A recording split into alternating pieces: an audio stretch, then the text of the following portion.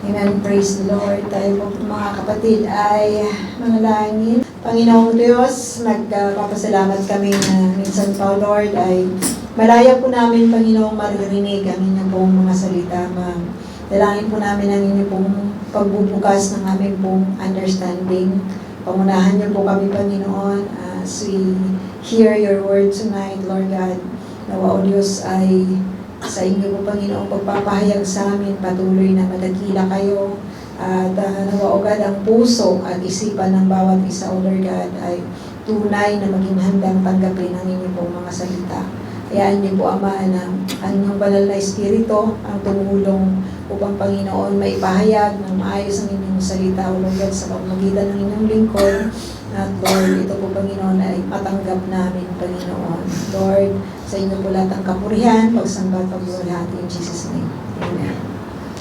So we are studying the book of Mark, second gospel sa dito po sa ating pong Biblia, sa ating pong Bible na pinag-aaralan. We are still studying ito pong yung buhay ng ating Panginoong Jesus when He was here, sa kanya pong mga ministeryo.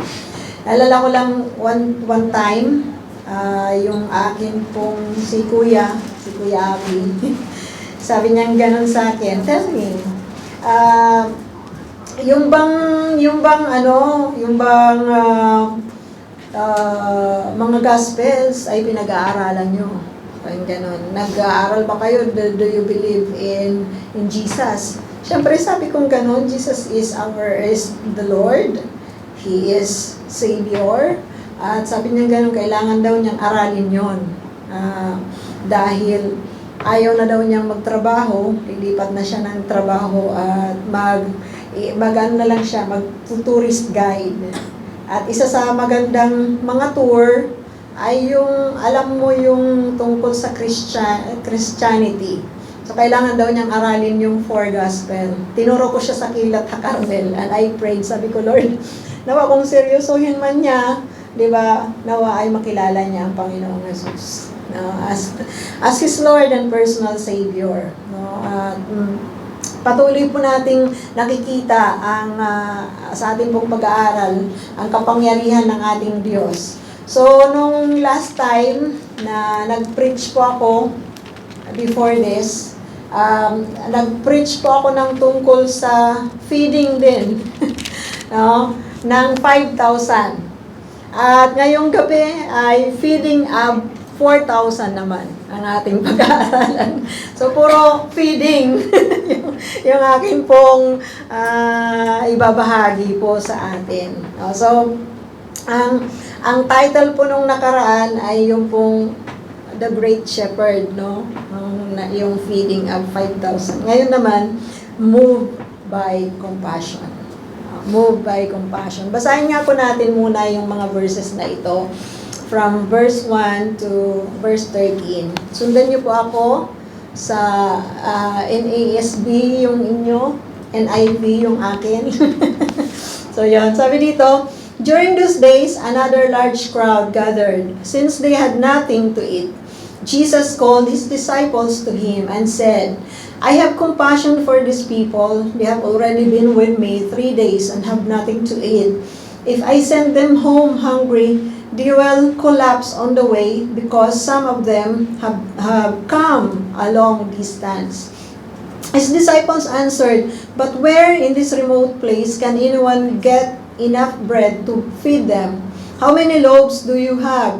Jesus asked. 7, they replied. He told the crowd to sit down on the ground. When He had taken the 7 loaves and given thanks, He broke them and gave them to His disciples to see to set before the people, and they did so. They thanks for them also and told the disciples to distribute them. The people ate and were satisfied. Afterwards, the disciples picked up 7 basketfuls of broken pieces that were left over. About 4,000 men were present, and having sent them away, He got into the boat with His disciples and went to the region of Dalmanuta. The Pharisees came and began to question Jesus to test him. They asked him for a sign from heaven. He sighed deeply and said, "Why does this generation ask for a miraculous sign? I tell you the truth, no sign will be given to it." Then he left them, got back into the boat, and crossed to the other side. So ang ano po natin, ang setting po natin mga kapatid, yung lugar ay siya po sa chapter 7, yung mga last verses natin po na pag-aralan, yung pagpapagaling po niya doon po sa anak ng Syrophoenician woman, or yung may lahi pong may lahi po siyang taga Lebanon tsaka Syrian, no? At ang anak niya po ay may sakit na babae. At sabi dito, pumunta din si Jesus doon po from Tyre, kung saan siya nagpagaling ng anak ng Syrophoenician woman, ay pumunta po siya sa Sidon, no? So Tyre and Sidon, we will hear this na parang together, no? So from Tyre, he went to Sidon, and then he went to Decapolis, no? So ibig sabihin po ng Decapolis is 10 cities. So dire-diretso po yung kanyang pagmiministeryo.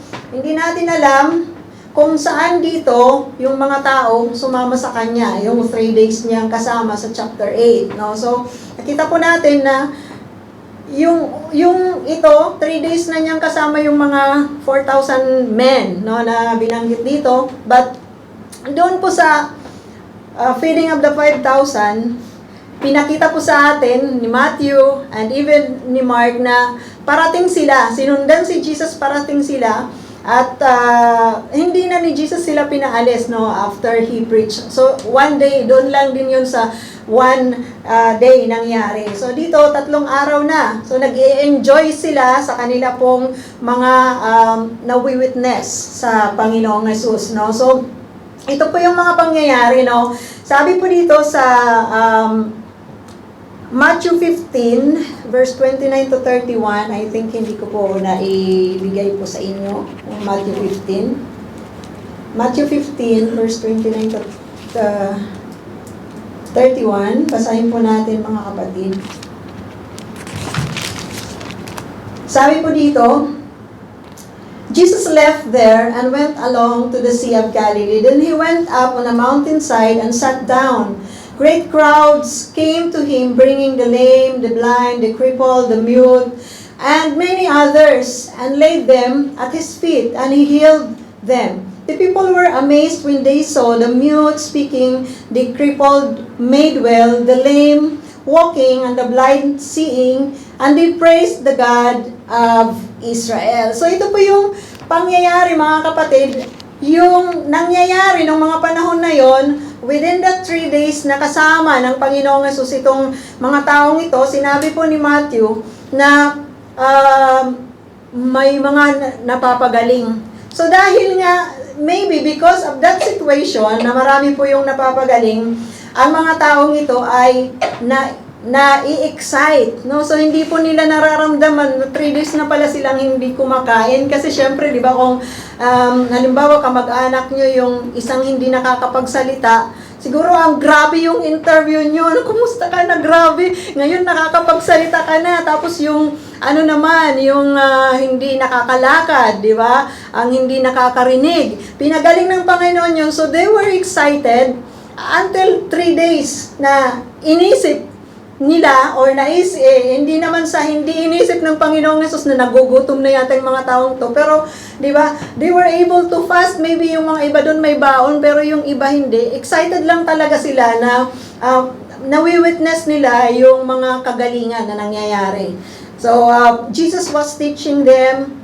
This was the food. At alam nyo ba mga kapatid, ang Word of God talaga ay pagkain natin. May mga panahon sa buhay natin na physically, no, we will not feel yung pong hunger. Pag nasa presensya tayo ng Panginoon, nag-aaral tayo, tayo po'y nananalangin, no? Kaya may mga tao po na nakakapag-fast ng maraming araw. Nagkakapag-fast sila ng maraming araw dahil sila po ay na-overwhelm ng spirit ng Diyos, no, sa kanila pong pagpapast. So hindi po nila nararamdaman yung gutom. So dito po 3 days, no, many exciting things na nangyayari po sa kanila sa presensya ng Panginoong Hesus. Sabi pa nga ni David, napakasarap lang talaga. Sabi niya, better is one day in your courts than 1,000 elsewhere. So tayo mga kapatid na pumupunta sa iglesia, we should know na napakasarap manatili sa church, di po ba? In the courts of God, in the presence of yung kasama natin ng mga kapatid. So ito po ang isa sa isang linggo, no, na very excited akong nangyayari sa buhay ko. No, kaya nung na-hospital ako, hindi po kayo nag-church. Kaya hindi ako absent kasi wala din kayo dito.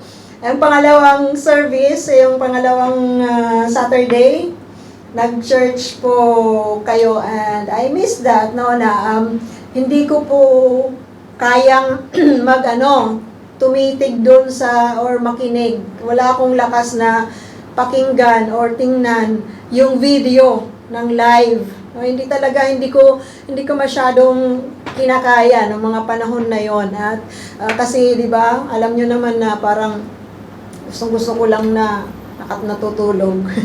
Yun. So, dahil nga sa masama yung pakiramdam. So, ang ating Panginoong Hesus, no, ay nagpapagaling. At He is feeling us. He is feeling us ng mga bagay po na atin pong pangangailangan. No?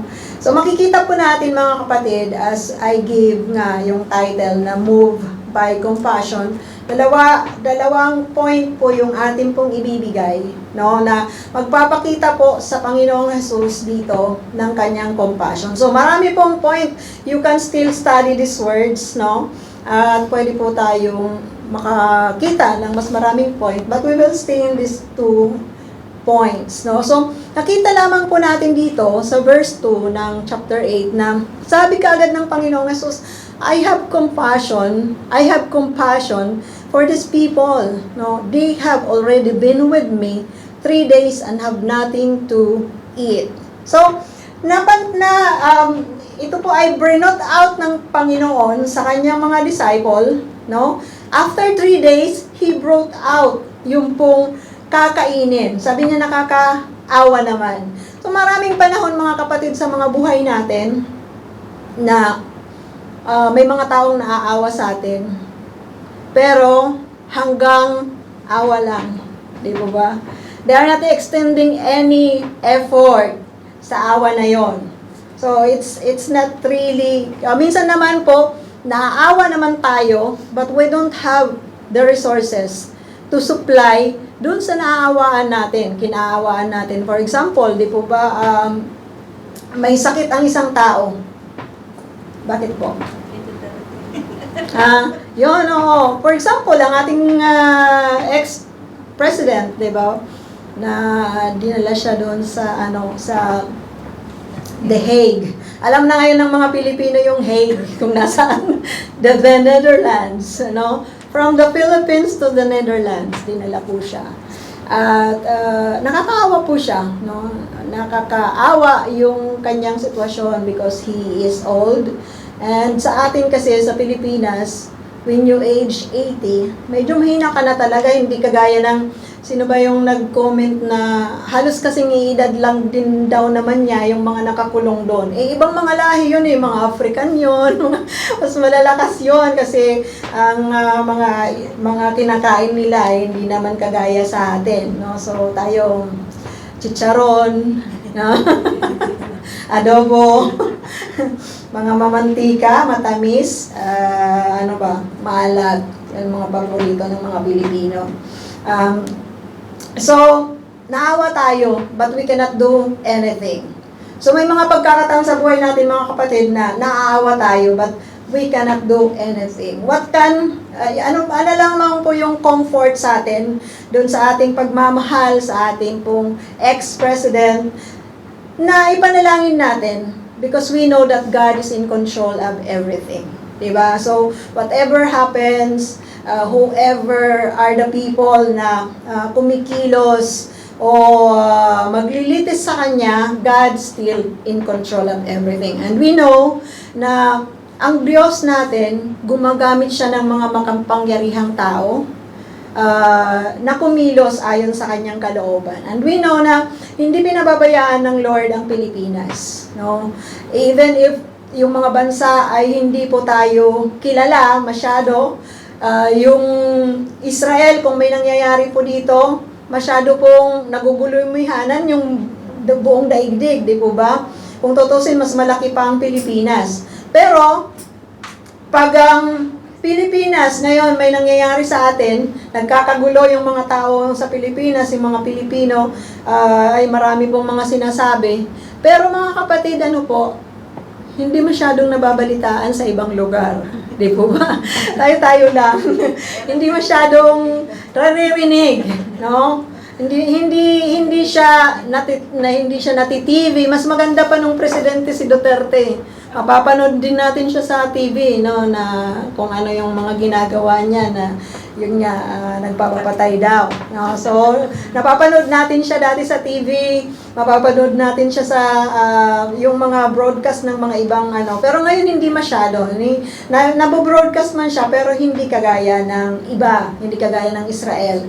And mga kapatid, mayroon pong mga nangyayari sa mga panahon na to. And doon po sa naka-add kay Amir Tsarfati, alam po ninyo na nakikita po ninyo yung nangyayari sa Syria.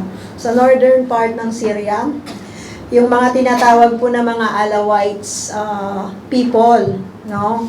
So, di ba may Druze doon, may Sunni, may mga Alawites.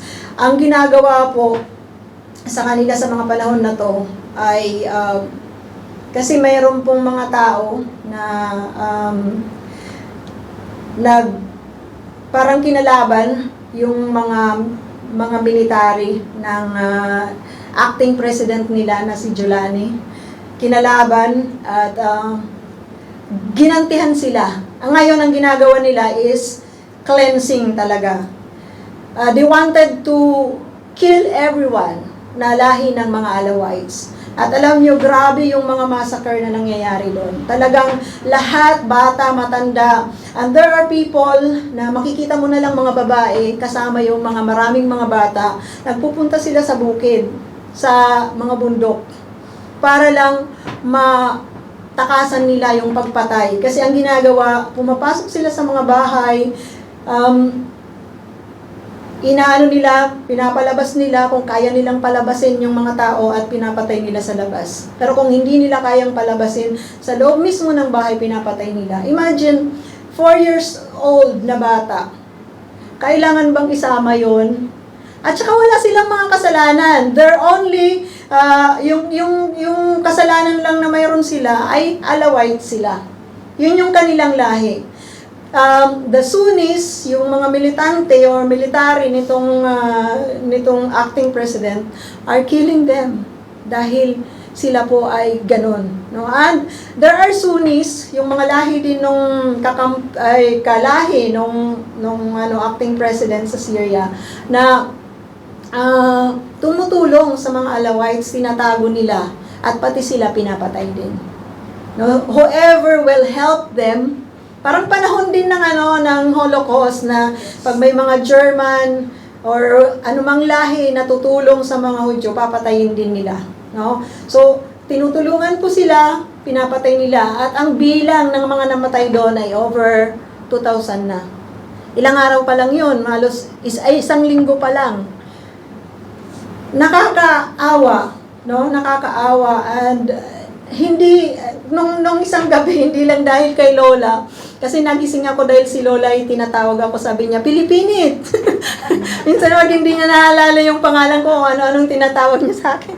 Tapos hindi na ako nakatulog kasi pinanood ko yung nangyayari doon sa hindi ako nakatulog. Hindi naman dahil natatakot ako, pero alam niyo yun, yung awa, yung alam niyo nakakaawa yung mga tao na nakatalikod or gumagapang sila na para lang makatakas sila pero binabaril pa rin sila. Yung isa namatay na sinagasaan pa siya. Ganon. Tapos yung mga nakatakas sa bundok, Nagpalipad sila ng mga drone at binabaril nila yung mga nandun sa bundok. At yung mga napatay nila na iba, in order to lessen yung number ng kanilang namatay, hinuhulog nila sa mga bangin para maitago yung mga katawan ng mga taong yun. Otherwise, mga Christians din, mga Orthodox Christians, whoever na hindi naman kumakalaban sa kanila, pero yun yung lahi na parang feeling nila mga mababa kaysa sa kanila. And kailangan hindi sila makontaminate ng mga lahing to. Wala tayong maitutulong doon, mga kapatid. Pero balik tayo sa ating pinag-aaralan and para din sa ating mga paalala din sa atin that we should pray for them. We cannot be mediator, literally. Hindi po tayo pwedeng pumunta doon para kausapin si Jolani. Pero we can go to our God, our Father, to help them. No? Kasi tingnan nyo, ganyan na yung nangyayari sa kanila. Pero naririnig po ba natin na ninyunyos sila? Di ba? Hindi. Hindi sila binabalita. Kaya sila ngayon ay nagpapatulong sa Israel na i-brought out yung nangyayari sa kanila, na ipalabas, na i-broadcast yung mga nangyayari sa kanila so that people will help. Di po ba? Pero ano pong ginagawa ng mga taga-Europe, ng mga ibang mga taga-Britanya, ng mga taga-Amerika? Nagrarally sila ng mga para sa Palestinian, no? Pero mga kawawa yung mga tao doon, no? So, ganun po yung nangyayari. Mayroon po mga injustices na nangyayari sa ating mga paligid. Marami din yung mga Christians na pinapatay sa mga African nation. Inaagawan sila ng lupain nila, ng mga bahay nila. So we should pray for those people. Minsan, ang iniisip lang natin ng ating pamilya, ang ating sarili, di po ba? But we should pray for them, mga kapatid. Yun po yung, sa ating awa, yun po yung ating mai-extend. Pero sa ating Panginoon, mga kapatid, sa kanyang compassion, pag ang Diyos ang magbigay ng kanyang compassion, He can do anything. Yun ang kaibahan sa atin. Sa atin, kahit gustong-gusto man natin, we are lacking in many resources. Pero sa ating Panginoon, if He says, I have compassion with you, if He says, I hear you. If He says, I will answer you. If He says, I see yung nangyayari sa'yo, He will respond. Nakita po natin mga kapatid dito, na sabi niya, naaawa ako sa kanila because hindi pa sila kumakain ng 3 days na. Dahil kasama ko sila, dahil gusto nilang sumama sa akin. So 3 days na silang hindi nakakakain. So ano pong nakita lang niya dito? People were being healed, no? Yung mga pilay, nakakalakad na, yung mga bingi ay nakakarinig na, yung mga hindi nakakakita ay nakakakita na. Pero mga kapatid, Jesus or our Lord is also concerned about our needs. Yung pinaka-primary need natin, He cares for our needs. Talagang iniisip ng Panginoon yung ating pangangailangan. Wala naman pong nag-rally doon na sinabi, Lord, gutom na kami. Di po ba? Wala. Pero siya mismo ang nag-brought out na kailangan nilang kumain kasi 3 days na silang walang kinakain. Alam niyo yun, yung maunawaan natin mga kapatid na kahit yung hunger lang natin, concern ang Panginoon. Concern siya sa immediate na need mo sa mga panahon na yun. Hindi kanya pababayaan. He responds immediately. He responds on time. No, He responds. Hindi po niya patatagalin. So anong ginawa niya? He brought out these things dun sa kanyang mga disciple, no? And prinisent po nila yung 7 na tinapay, no? 7 na tinapay at sabi mayroon din po ditong maliliit na isda. Yung 5,000, mayroon pong bilang yung isda. Di ba? 5 tinapay at 2 isda. Baon siya ng isang bata.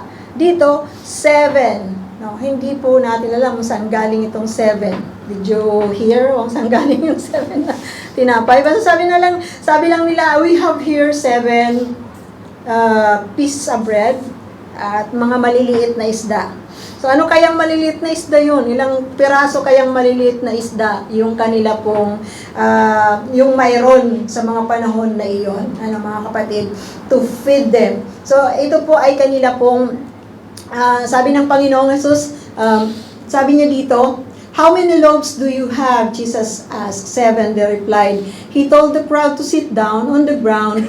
When he had taken the 7 loaves and given thanks, he broke them and gave them to his disciples to set before the people, and they did so. So makikita natin mga kapatid, dito po sa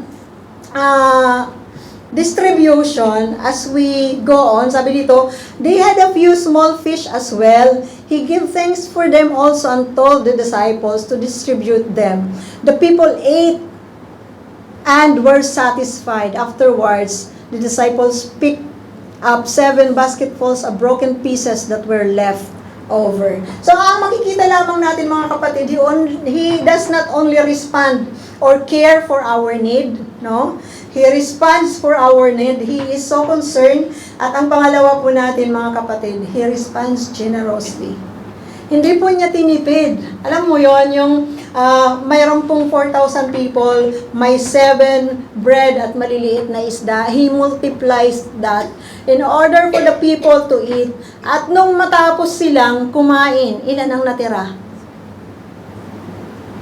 Ilan ang natira? So, mayroon pong natirang 7 basketfuls of bread. So, he responds generously mga kapatid. Hindi po ang Panginoon sasabihin na, nabitin ako. Ano ba yun? Basta pag matuto po tayong maglingkod sa Panginoon, makikita po natin that God is really pouring out His blessing pag talagang totoong magtiwala ka sa Panginoon. So ano lamang po ang ginawa dito ng mga tao, mga kapatid? It takes obedience in order for them to receive the blessing that comes from the Lord. Nakita po natin mga kapatid, inutusan niya yung mga disciple. Sinabi ng mga disciple, umupo kayo, kasi yun yung gusto ng Lord, nakaupo sila. Umupo sila, pinakain sila, at sila ay na-satisfied. Sila ay na-satisfied, no? Because of the generosity of the Lord. Sa pag-respond ng Panginoon, they were satisfied. Buksan po natin ang ating Bible sa Philippians 4:19. Sino po yung nandun na? Ayan. Sabi dito, and my God will supply all your needs according to His riches in glory in Christ Jesus. So, pinapakita po sa atin dito, mga kapatid, na sinasabi po dito, no, that God, our God, my God, sabi ni Paul, your God will supply all your needs according to His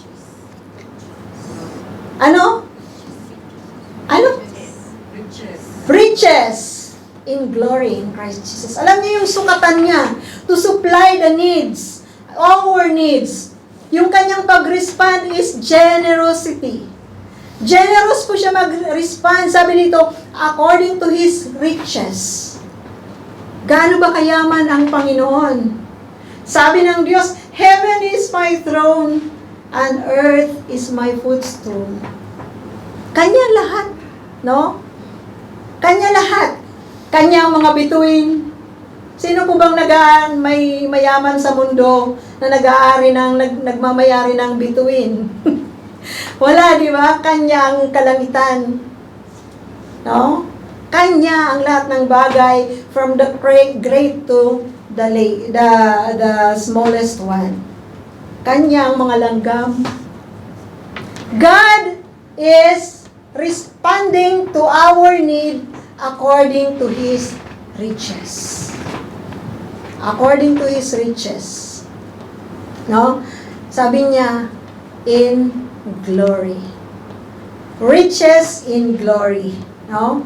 So, hindi lang basta riches, kundi sa Kanya pong kadakilaan. No? Yung glory niya, mga kapatid. Ephesians 3:20, buksan po natin Ephesians 3:20 or ipakita na lamang po dito ng mga kapatid.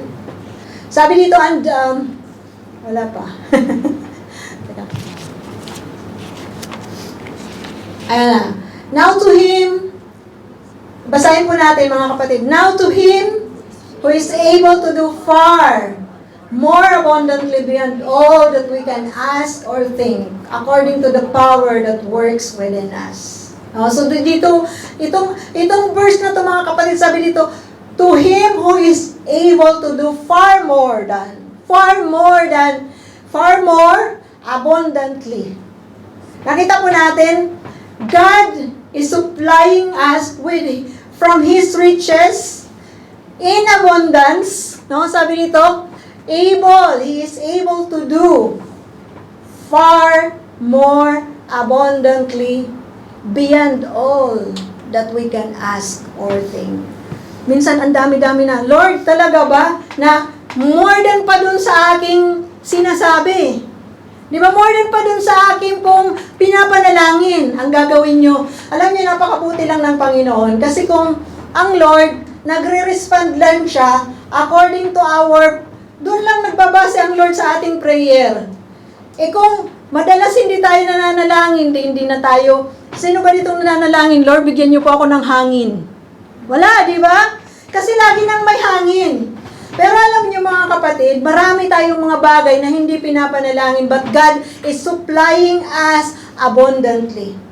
He supplies us with our time. Minsan hindi na natin yun pinapansin na yung time, ay naku, wala na akong oras. Oras mo, di ba? Oras natin.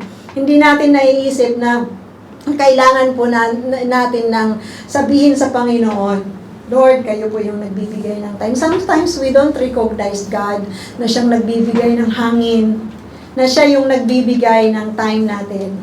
No? Puro atin-atin lang tayo. So He respond more than what we ask and what we think. Mahina lang yung isip natin, pero yung Lord natin, He blesses us more than what we ask. Pero tandaan po natin mga kapatid, if God is blessing us more than what we ask or think, it means that may mga panalangin po tayo, that God is answering us, not kung ano yung ating pinanalangin, kundi He answers us more than that. He answers us with His wisdom. Kasi minsan tayo, pag nananalangin, wala namang wisdom. Di po ba? Basta hingi lang tayo ng hingi. Tapos sasabihin natin, ay Lord, mali pala, ayaw ko na po doon. Dito na lang po ako sa Israel. Di po? Yung ganon. Hindi po kasi, mahirap po eh. Minsan ganon tayo, di po ba? Sa ating mga pananalangin. Minsan ay, kung ano-ano lang yung lumalabas sa ating mga bibig. Pero alam niyo, napakabuti lang. Dahil ang ating pong Lord, He responds more than we ask. And He responds more than what we think. He responds abundantly. No? Sabi dito, according to the power that works within us. So, ganun po yung kanyang pag-respond, mga kapatid. According to His glory, His riches, His power. No?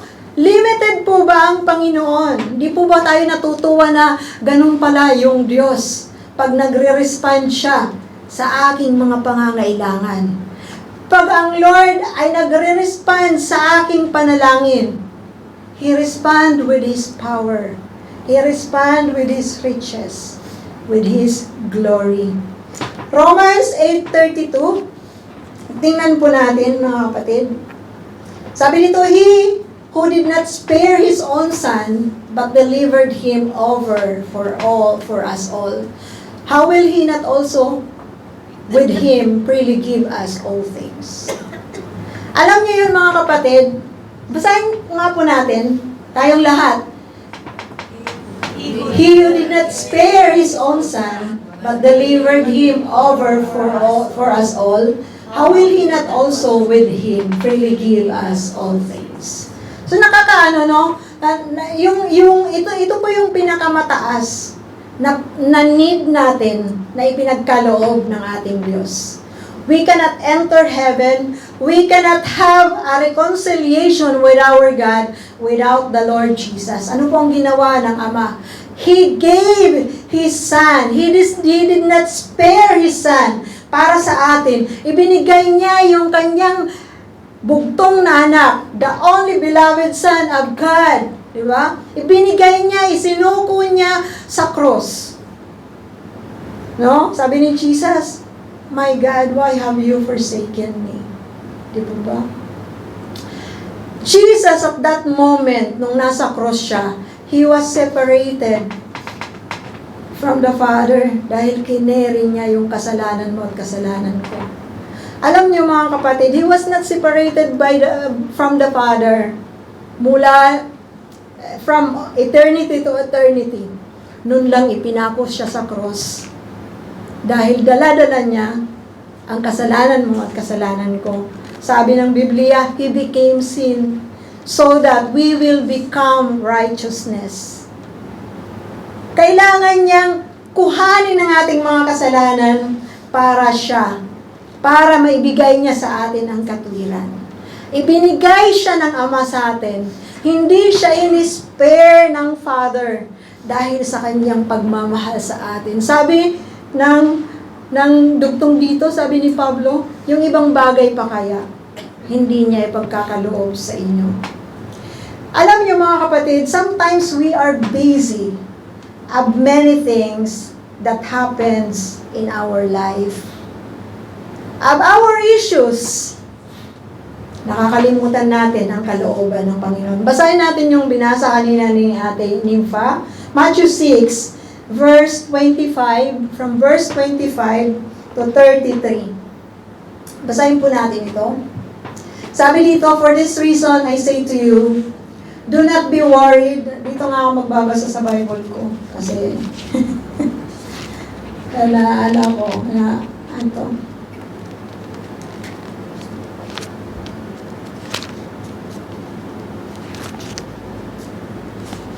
ito po. Sabi po dito, Matthew 6 from verse 25. Sundan niyo po ako dyan. Sabi dito, "Therefore, I tell you, do not worry about your life, what you will eat or drink, or about your body, what you will wear. Is not life more than important than food, and the body more important than clothes?" So, pinapaalalahanan tayo mga kapatid, minsan yung ibang interpretation nito, huwag ka daw mag-alala, kaya huwag kang magtrabaho. Hindi, magkaiba yun. Sabi ng Biblia, kung hindi ang tao nagtatrabaho, huwag pakainin.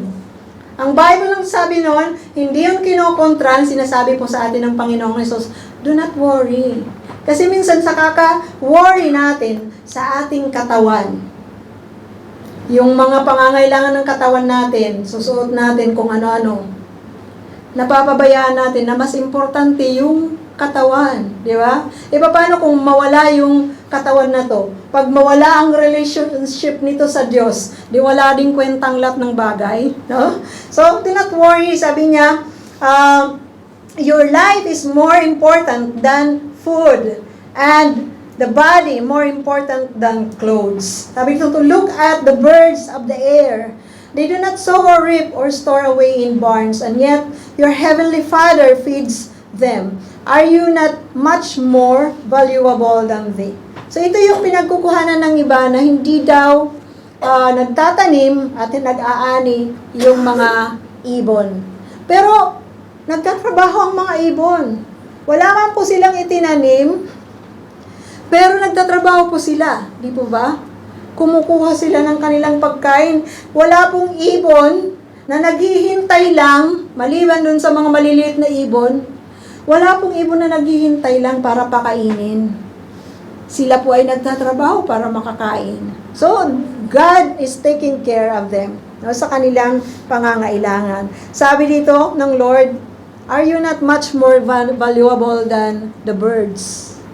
No, tayo mga kapatid, may kaluluwa tayo. May connection tayo sa God. God created human being in His own image and likeness.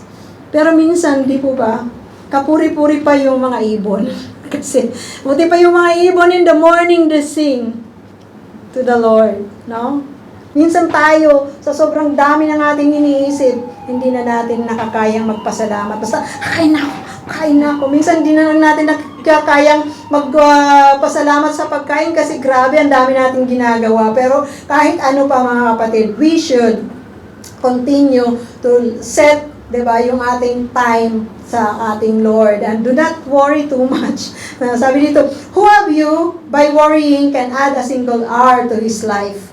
And why do you worry about clothes? See how the lilies of the field grow. They do not labor or spin. Yet, I tell you that not even Solomon in all his splendor was dressed like one of these.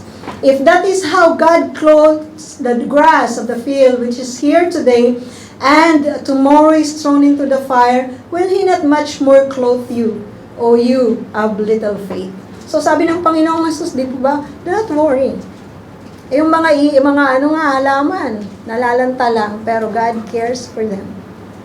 He gave them different colors. Alam niyo yung kanta ng mga bata? I don't know if you know yung pong kanta ng mga bata or yung isang poem. Sabi, all things bright and beautiful, all creatures great and small. Alam din natin. All things wise and wonderful, the Lord God made them all. It's little flower that opens, it's little bird that sings. Alam din ni Magdalena, He made them glowing colors, He made them purple wings. Ano? Tiny wings. Purple wings. Ayun. So maganda po yung na yon, yung poem na yon, no, ng mga bata. Ayan. Oo. Nakakatuwa yung poem na yon. Ang Lord ang nag-create ng kahit ng mga maliliit na ibon. At sabi nga ng Panginoong Jesus, yung maliit na ibon, yung nakikita natin yun dito sa Israel, sa Pilipinas, maya yung parang nakikita natin pinakamaliit. Pero dito mayroon pong maliit na ang tawag po nun, sparrow. Maliit siya, parang mga ganito lang, kalaki, na ibon. Sabi ng Panginoon, ang ibon na yan, hindi siya malalaglag, not unless mayroon pong permission galing sa God the Father. So kung ang ibon na yan, yung sparrow na yan, hindi malalaglag nang hindi kalooban ng Diyos. Mga kapatid, tayo, grabe tayo manghawak ng buhay natin. Di po ba? Relax, pero patuloy tayong magtitiwala sa Panginoon, gagawin natin ang kalooban ng Diyos. Ano mga kapatid? At sabi dito, so do not worry saying, what shall we eat, or what shall we drink, or what shall we wear? For the pagans run after all these things, and your heavenly Father knows that you need them. So, kanina, di ba nakita natin, sabi ng Panginoong Jesus, naawa ako, hindi pa sila kumakain. He knows na nagugutom ang mga taong yun. Sabi niya dito ng Panginoong Jesus, your heavenly Father knows that you need them. So, ang katrabaho tayo, God knows what we need. Continue to work, but wag po masyadong inuubos yung time, effort, no, sa mga ganong bagay. We should really put the Lord first. Sabi dito, yung mga nag-iisip daw ng ano bang kakainin natin? Tayo mga Pilipino ganon, no? Pagharap pa lang sa lamesa, ang ulam natin mamaya.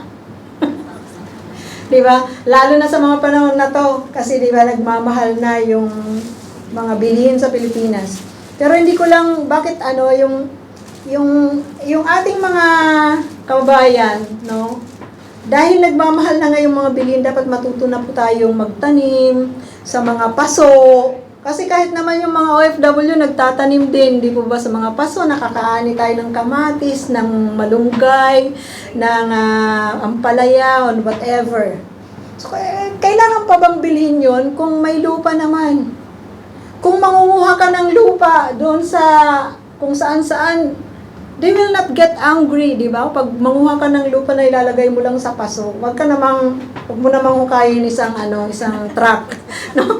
Mga paso-paso lang, di ka pagagalitan. You can put yung sili, mahilig ka sa sili, instead na nag-aalala ka, ang sili, magkano yung kilo, magtanim ka ng sili. Di ba? para makatulong sa ekonomiya. No? Ano pa yun? Organic pa. Organic. Mayroon ka pang libangan. Di ba? May libangan ka pa, may didiligan ka pa. So, and as the plant grows and blooms with flowers, tapos nagkakaroon na ng bunga, nakakatuwa yun, hindi po ba? So, palalahanan lang din natin. Kami nga, mayroon din kaming mga tanim-tanim. Alam niyo po, yung silong ng bahay namin ay dagat. Pero mayroon din kaming mga tanim sa mga paso-paso. Yung sili, mga ganun, mga kapitbahay namin. Sa amin minsan nanghihingi ng mga tanglad, mga lemongrass. Yun. Pero pare-pareho lang din naman kami silong ng bahay namin dagat. Sila, wala silang paso, wala silang lemongrass. Yun. So, sabi dito, ang mga pagan lang daw yung ganon na laging nag-aalala na kung anong kakainin, anong susutin natin. Actually tayo mga kapatid, no? Hindi na lang natin din, nag-aalala na lang din tayo kasi hindi na natin alam kung anong isusuot sa sobrang dami nating isusuot. Hindi na natin alam ano kayong susuotin ko. Yun ang problema minsan, di po ba? Hindi dahil wala kang isusuot, kundi sa sobrang dami, hindi mo na alam kung ano yung susuot mo. Sabi dito, verse 33, but seek first his kingdom and his righteousness, and all these things will be given to you as well. No? Therefore, do not worry about tomorrow, for tomorrow will worry about itself. Each day has enough trouble of its own. Dito po tayo sa verse 33, no? Sabi ng Panginoon, mga kapatid, ito, naririnig na natin pero hindi natin siniseryoso. Unahin muna natin ang Diyos. Kasi sabi niya kanina, He knows what we need. At sabi ng Panginoong Jesus, lahat ng mga binanggit natin, mga pangangailangan natin, whatever it is. Di po ba? Minsan may pangangailangan ako na hindi nyo pangangailangan. May pangangailangan kayo na hindi ko pangangailangan. So, we are different in need. Pero ang Diyos na nagsusupply sa atin ay iisa lang. He knows what you need and He knows what I need. No? So, sabi niya, unahin muna siya and His kingdom and His righteousness and all these things will be given to you as well. So, bonus lang pala. Ang lahat ng mga bagay na pangangailangan natin pag inuna natin ng Lord, ang mga pangangailangan natin ay ibibigay niya sa atin. So ano bang gusto nyo? Pagtrabahuan nyo ng nagwo-worry?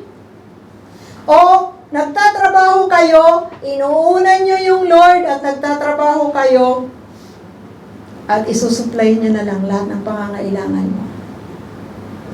Nasa inyo yon. It's your choice. You want na mas mahirapan? You want to control your life? You want to provide for all your needs? Or you want that God will care for all your needs? Sabi ng Lord, cast all your cares upon me. Di ba? Cast all your cares to the Lord for He cares for you. Whatever it is. Mga worries natin, mga kapatid, i-cast natin sa Lord. He cares for us. Tayo pong lahat ay tumayo. And let's pray. Heavenly Father, we thank you so much for your encouragement, Panginoon, sa inyo pong mga salita. We thank you so much for the Holy Spirit, O God, who moved each and every one of us, Lord, who taught us, Panginoon, nang mula sa inyo pong mga salita, Ama. Thank you so much dahil sa mamamagitan po ng relationship po namin sa Panginoong Jesus, we became your children. Kung ang mga ibang tao, Lord God, sa daigdig na ito ay pinagpapala nyo, we know that you are so concerned about us. Thank you so much na pinalalahanan nyo po kami, that you supply our needs according to your riches in glory in Christ Jesus. That you supply abundantly, Panginoon. That Lord, you supply with all your power and your wisdom, Panginoon. Why we are going to worry, Panginoon, kung kayo, Panginoon, ang nagtitake care ng lahat ng bagay na ito. Those are just few verses, Panginoon, na aming napag-aralan at marami pa po kayo, Panginoon, mga salita na inyo po, Panginoon, ibinigay, Panginoon, sa amin na hindi po namin nabasa sa mga oras na ito. Ngunit Lord, alam po namin, Lord God, na patuloy at patuloy kayo, Panginoon, kumikilos sa mga buhay namin. Ang inyo pong pagpapala, Lord God, ay siksik, liglig at umaapaw na pinagkakaloob sa mga humahanap at nagtitiwala sa inyo. Sabi niyo po, Panginoon, sa inyong salita, we should delight ourselves to you, Panginoon, and He will give, that you will give the desires of our hearts, Lord God. Panginoon, we just lay down every concern, every need na mayroon ng bawat isa sa amin, O Diyos. We lay down our worries, Panginoon. Naway palitan niyo po ito ng kasigasigan na mas kilalanin ka pa, mas ibigay ang aming oras, Panginoon, sa paglilingkod sa inyo, sa pagtupad sa inyo pong naisin, Panginoon. Maraming salamat, Ama, sa bawat araw, sa buhay na pinagkakaloob niyo, Lord God. Father, thank you so much. At maging sa paalala mula sa kay King David, Lord, na mula sa kanyang pagkabata hanggang siya ay tumanda, hindi po niya nakita na ang kahit na sino man pong mananampalataya ay nagmakaawa ng para sa pagkain. Dahil kayo ay Diyos na faithful, O Lord God, sa bawat isa. We glorify you, Panginoon. We thank you so much, Panginoon. Ito pong aming dalangin sa pangalan ng Panginoong Jesus. Amen.